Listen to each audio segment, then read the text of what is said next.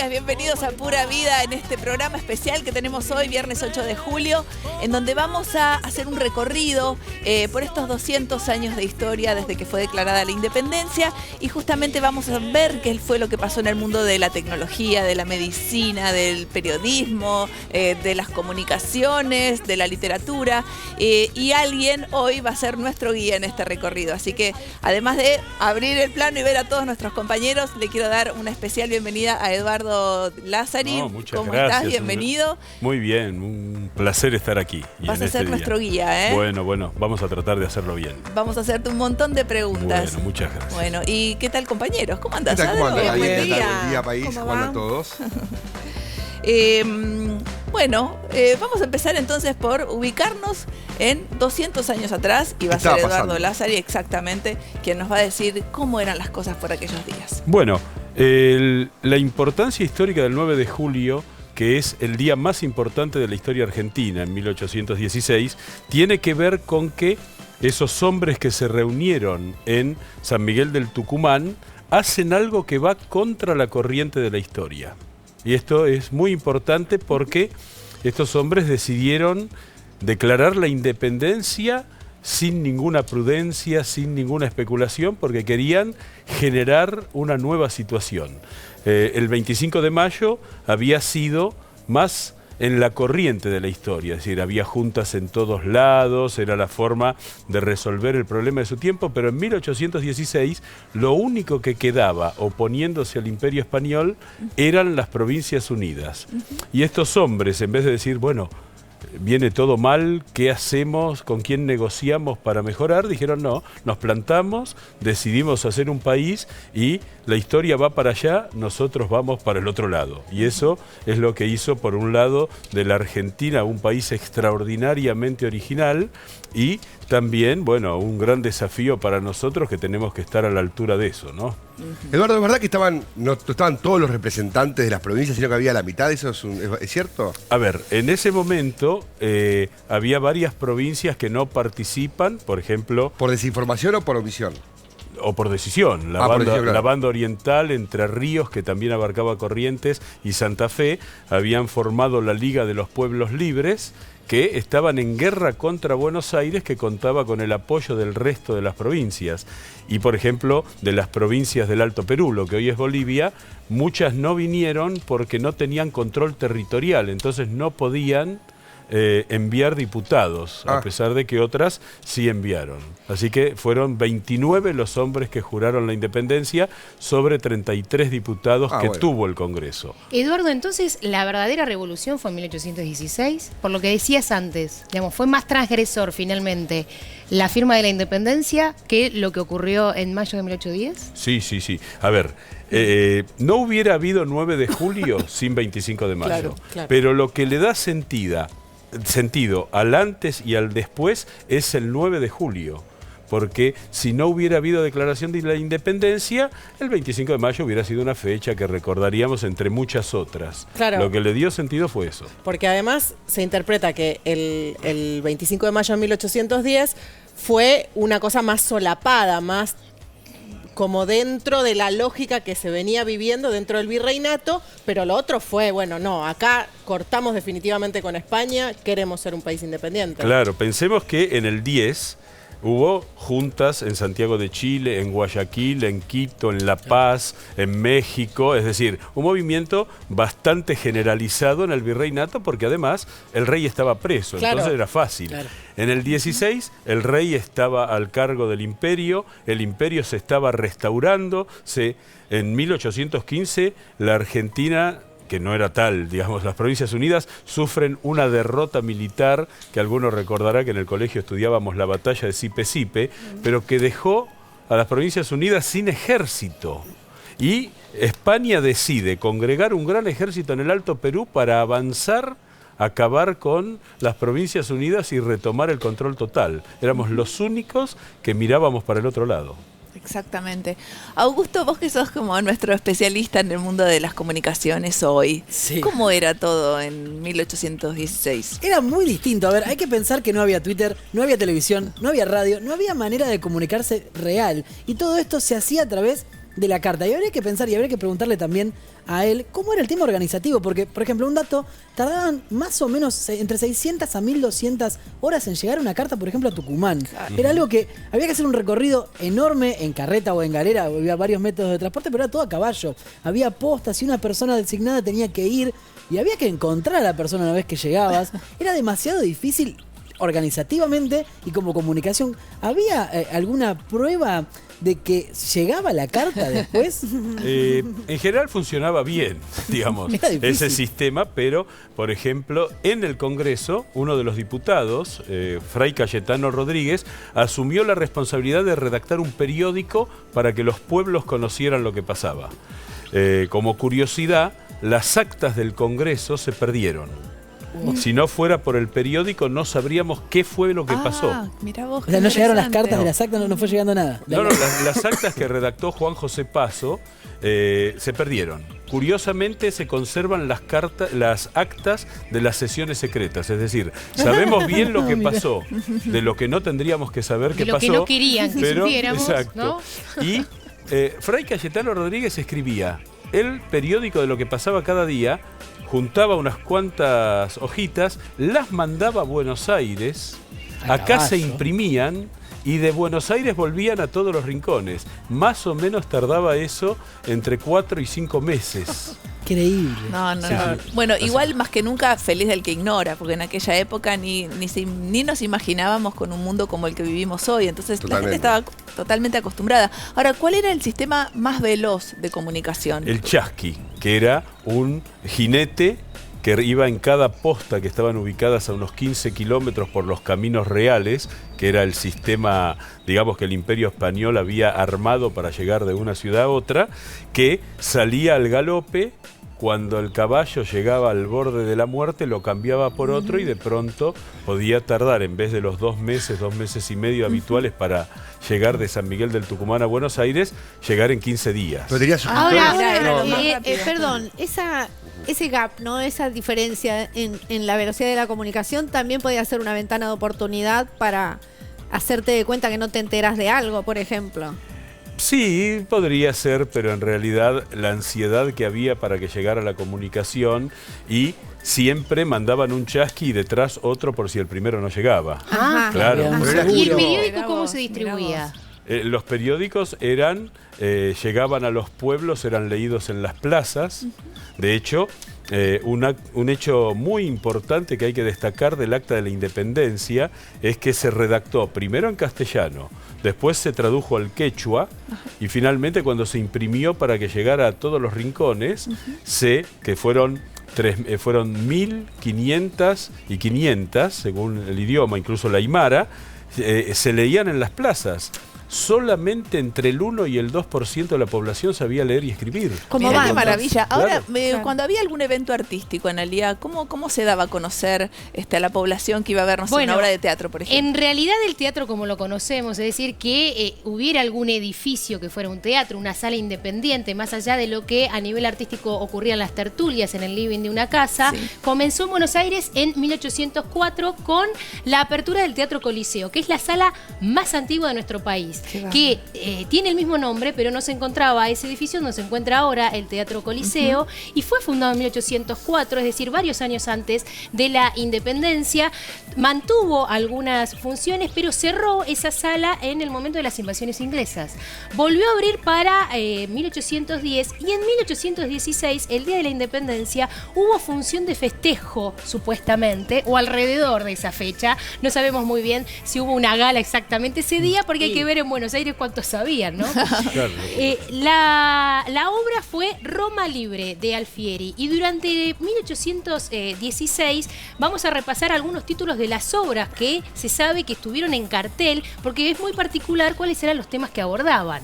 Por ejemplo, La Libertad Civil, un acto patriótico publicado sin mención de autor, no se sabe quiénes eran los autores, sí se sabe que había algún elenco que eran ciudadanos que vivían en Buenos Aires y que empezó a ver también alguna dramaturgia de autores españoles que vivían aquí. Por ejemplo, El Hijo del Sud, que era una obra de Luis Ambrosio Morante, y había ahí un protagonista que era un indio. Las primeras obras ponían entre la sociedad, cómo se ilustraba en la ficción, las cosas Sí. que ocurrían, a los indios. Pero fue después de 1813 que empezó a haber esclavos. En las obras no había esclavos. Ah, Había mirá qué indios, mal. había criollos, había españoles, pero no había negros. Analía, déjame preguntarle a Miriam cómo era la vida literaria también por aquellos días. La vida literaria todavía estaba muy, muy dependiente de España, digamos. O sea, recordemos que nuestra sociedad y en Buenos Aires especialmente, digamos, había mucha ida y venida de los jóvenes hijos de comerciantes que viajaban a Europa y traían, digamos, la literatura y las ideas de allá.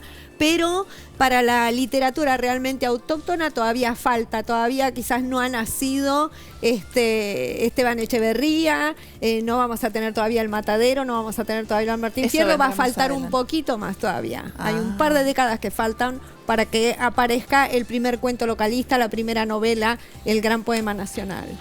Y entonces, Ana, después, ¿qué podríamos aportar desde el mundo del Y- periodismo? Y haciendo como un recorrido de los hitos durante todo este periodo, entre 1810 y para la consagración, podríamos decir, de lo que sucedió en 1810, fue la sanción de la Constitución argentina, que terminó de dar forma, en algún sentido, a esa idea que fue concebida en 1816. Todavía faltaba Buenos Aires en 1853, cuando se sancionó la Constitución, que recién se sumó en 1860, ¿es así? Sí, hay todo un proceso que es muy interesante y que los historiadores durante mucho tiempo llamábamos de otra manera, que fue la Guerra Civil desde 1828, el fusilamiento de Dorrego, hasta la Batalla de Pavón 1861, una guerra civil con distintos grados de intensidad, pero que es muy interesante porque el 16 fijó que éramos un país y todos los que vivían en estas tierras creyeron que lo que se construía era un país. A partir de ese momento, todo se hace, incluso las grandes peleas, dentro de un país. Claro. Esto es interesante porque antes no se sabía si íbamos a ser un país, 2, 3 o 4. Y la Constitución, que es una genialidad jurídica por un lado y política por el otro, porque el que la lleva a cabo es el que estaba más alejado de la posibilidad de organizar el país porque era un caudillo federal que era Urquiza. Mirá, Y él, ¿qué dice? Miren, yo propongo dejar de ser caudillo, someterme Sí. a la ley, pero le pido a las élites liberales unitarias de las provincias que sacrifiquen su condición de unitarias, nos pongamos de acuerdo, y la paradoja del 53 es que la mayoría de los congresales que votan una constitución federal eran unitarios, pero en el momento dijeron, bueno, curioso. hagamos un sacrificio. Sí, Si me Eduardo. permitís, Sí, bueno. justamente eso se refleja, viste que yo decía, todavía falta Sí. en la literatura, porque El Matadero, la primer Claro. cuento localista de Esteban Echeverría, hay un enfrentamiento entre unitarios y federales, Sí, sí, de claro, alguna la guerra manera.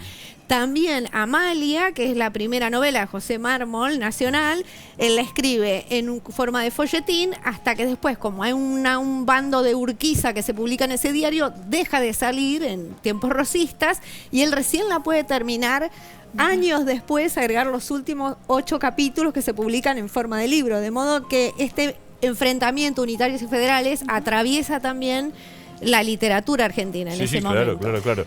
Fue, digamos, la gran discusión de cómo se iba a organizar el país y sobre todo ahí también hay algo raro, que es que se opta por un sistema federal que solo existía en los Estados Unidos y que era una rareza, era un experimento. Estados Unidos era una república y federal.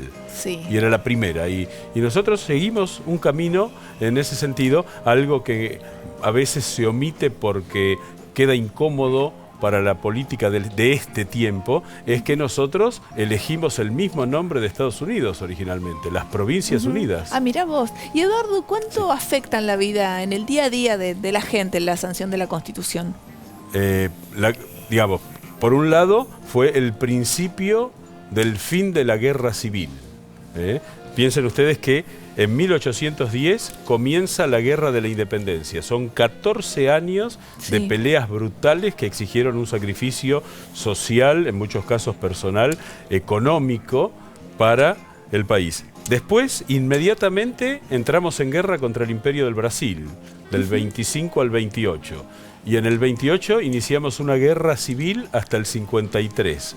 Una de las razones por las que Urquiza dice, bueno, yo dejo de ser caudillo, ustedes dejen de ser unitarios, es el hastío y el cansancio de la sociedad, de la gente que estaba harta de vivir permanentemente en conflicto. Claro. Ahora, tras ese punto, me imagino que no estaban todos de acuerdo con todo y debe haber costado mucho llegar a ese consenso. Y costado mucho, me refiero a algún otro enfrentamiento debe haber habido. ¿Hay casos puntuales? El Congreso General de Tucumán, el Congreso General Constituyente, había enfrentamientos muy violentos porque fueron gente que no pensaba igual y llegaron en un esquema, digamos, en el que no había un armado político que respaldara unos a otros. Cada uno pensaba lo suyo. Claro. De hecho, los tres personajes más importantes del 16, que son San Martín, con su plan continental político y militar, Manuel Belgrano, que era el gran estratega político, pero a la vez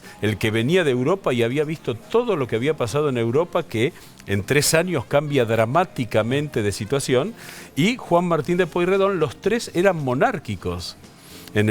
Hace 2 días se celebraron 200 años de una sesión secreta en la que Belgrano le dice a los diputados, bueno, se acabó el tiempo, hay que declarar la independencia y además tenemos que hacer una monarquía inca.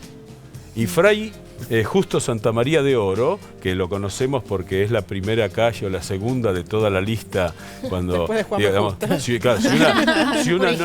si una noche uno está desolado porque no se acuerda a los firmantes del Acta de la Independencia, se va a Pacífico y empieza a caminar por Santa Fe y los tiene a todos.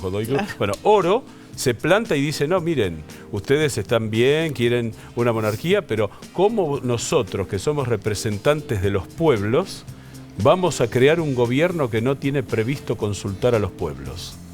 El camino tiene que ser una república. Claro. Y Fray Justo Santamaría de Oro todavía le debemos el homenaje de ser el padre republicano del país. Porque si no hubiéramos pasado de la dependencia de la monarquía europea a una monarquía local. Claro. Ahí hay una anécdota buenísima, que es que cuando se empieza a pensar eso, mandan buscar al hermano de Tupac Amaru, que estaba en Sudáfrica.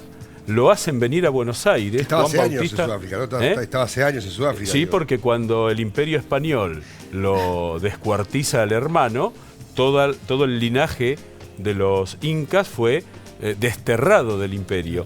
Y viene a Buenos Aires, está en Buenos Aires esperando que lo nombren rey, es decir, lo llaman diciéndole, venga que lo nombramos rey. Y cuando llegó, estuvo en Buenos Aires, llegó a tener un subsidio del Estado porque la promesa había existido y muere en 1825.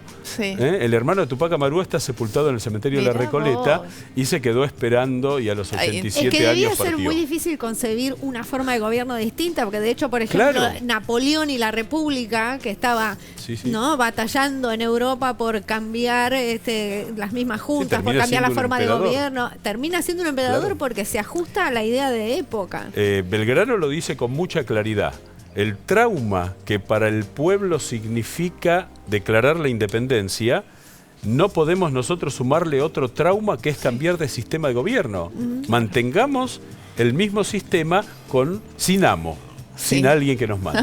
Bueno, seguimos avanzando un poquito en la historia y pasamos a otro momento, Augusto, que cambiaría la vida de la gente para siempre. La aparición del telégrafo y del ferrocarril. En 1857 arranca el telégrafo, que en realidad no estaba totalmente desarrollado. Después se desarrolla muchísimo más en el gobierno, en la presidencia de Sarmiento. Pero el telégrafo era el primer ítem tecnológico realmente que separa al contacto humano. O sea, no había que entregarle en mano una carta a otro o leer lo que había escrito, sino que se podía hacer mediante estas estaciones donde uno iba y decodificaba el mensaje del telégrafo. Revolucionario. Era algo, en ese momento imagino que debe haber sido sorprendente, no lo podían entender. Así como el 16 fue un salto en el tiempo de muchísimos años en un instante, Sarmiento era un fanático del telégrafo, incluso él mandaba sus propios telegramas, sabía operarlo, y la Argentina se convierte en la presidencia de Sarmiento en el país con la mayor cantidad de líneas telegráficas del mundo en relación a sus habitantes. Y inaugura es una locura porque Sarmiento pega un salto diciendo no podemos ir detrás, tenemos que pegar el salto y ponernos adelante. Nosotros tenemos cable submarino telegráfico al año siguiente que Estados Unidos. Ah, mira. ¿No? Es decir, Cable submarino como internet ahora. Claro, un barco con bobinas de hilo. Al Empezó fondo del mar. desde Europa y cruzó acá Increíble. hasta Buenos Aires. Increíble. Y Eso es 1800. 1869. Esos cables quedaron ahí, obviamente. Están ahí en el fondo En el del fondo mar. del mar. ¿Sirven todavía? No se utilizan. Ya no se puede, no se puede mandar un utilizan. código Morse por ahí. Pasa Pero que Sarmiento Sarmiento era un visionario, porque además Sarmiento para esa Bueno, época por algo le decían el loco. No, el loco. Claro. Sí. Primero que es el escritor del Facundo, Sí, que es una el libro más novela, importante de la Argentina. Exactamente. Pero además él había hecho un viaje, ¿no?, a Estados Unidos con un registro muy minucioso de los avances tecnológicos y hasta de su propio viaje. Hay un libro argentino que salió hace poco, American Sarmiento, donde cuenta Sí, Hernán Ilia, que es buenísimo porque encontró en su casa el libro Viajes, porque es muy buena la anécdota porque la esposa ordenó la biblioteca por colores. Sacó todos los libros más particular. y apareció un libro blanco que no pegaba en ningún estante. Y lo agarró. ¿Cuál era? Viajes. Él estaba en Estados Unidos e hizo el mismo viaje que Sarmiento exacto. casi 160 años después. Claro. Sarmiento era un fanático. Sarmiento llega a Estados Unidos en su primer viaje sin hablar una palabra de inglés. Empieza a comprar los periódicos e iba pidiéndole a la gente que le leyera para entender cómo hablaba y al mes hablaba inglés Qué perfectamente. increíble. Y el día que él inaugura el telégrafo a París, Sí. es el mismo día que se inaugura el telégrafo a Tucumán. Entonces, él desde Buenos Aires le manda una carta al gobernador de Tucumán, al embajador de París, Muy se bueno. intercambian un saludo y Sarmiento termina diciendo, esto que acabamos de hacer en 4 minutos, hasta este momento eran 4 meses. ¿Qué edad tenía Sarmiento ahí? Sarmiento ahí tenía 59 años, era de los presidentes iniciales de la Argentina, era un viejo. ¿Algún tipo de resistencia? Porque siempre hay un grupo que resiste, que no quiere los cambios. ¿Hubo en aquel momento con la aparición? Absolutamente. Sí, El dueño claro, Chasqui claro. no quería. Siempre hay. Ese no A ver, había un tema que era que Claro, el El Chasqui. Chasqui estaba El Chasqui perdía el laburo. el día que sale la primera locomotora, la porteña, que el 30 de agosto del 57 hace el primer servicio a San José de Flores, que era Sí. un viaje de un día convertido en un viaje de una hora. Sí. Un paisano, al pasar por la zona de Almagro, enojadísimo con ese monstruo de vapor, enlazó la locomotora y la locomotora lo revolvió por el aire del caballo. Enlazó la locomotora, sí, Claro, dale, sí, vas sí. a frenar la locomotora. Claro, pero digo, y además había un gran temor que era perder el tipo de trabajo que existía. El ferrocarril llevó a la eliminación de las postas. Claro. Ya no hubo más viajes a caballo, los viajes Claro. empezaron a ser en tren y bueno, eran los saltos tecnológicos que la Argentina en algún momento dio con mucha rapidez. Sí. Y el mayor salto tecnológico, ¿no?, que dio Sarmiento y la generación del 80, que es la educación libre, gratuita, obligatoria y Sí. laica. Bueno, eso es Ahí tenés herencia otro enfrentamiento. de- Sí, me Laica. imagino, claro. Los congresales de Tucumán, los hombres de Julio, decidieron hacer algo a contrahistoria, como decíamos antes, pero fundamentalmente en un momento dado se pusieron a discutir, ¿hacemos lo que podemos? ¿Hacemos lo que nos da el cuero? ¿O hacemos lo que debemos hacer? Y se plantaron e hicieron lo que debían. San Martín lo dice en una frase extraordinaria que es, serás lo que debas ser, si no, no serás nada. Sí. Y entonces eso es un imperativo ético que sigue siendo para hoy forma de ser de los argentinos, porque no nos conformamos nunca, siempre, de hecho, una pregunta que yo siempre hago al inicio de las charlas Sí. es, levante la mano quién está totalmente satisfecho con la Argentina Sí. hoy. Claro, bueno, pero igual Todo el es mundo un- dice que no, y es el único país donde pasa. Sí, pero es un poco la condición humana también. Siempre estamos esperando un poquito más, más. siempre Sí. no mirando Claro lo que que no sí. tenemos. Pero acá tenemos un programa increíble, imperdible, haciendo un recorrido por estos 200 años desde la Declaración de la Independencia. En el próximo bloque, Analía nos va a hablar de las películas. La historia del cine en nuestro país, ¿no? cuándo llegaron Exactamente. las primeras cámaras, cuál fue la primera película sonora, cuál es el primer registro fílmico realizado en nuestro país, por ejemplo. En este Pura Vida edición especial con Eduardo Lázari, que nos está ayudando siendo nuestro guía en la historia. Así que no te muevas de ahí, que enseguida volvemos con más Pura Vida.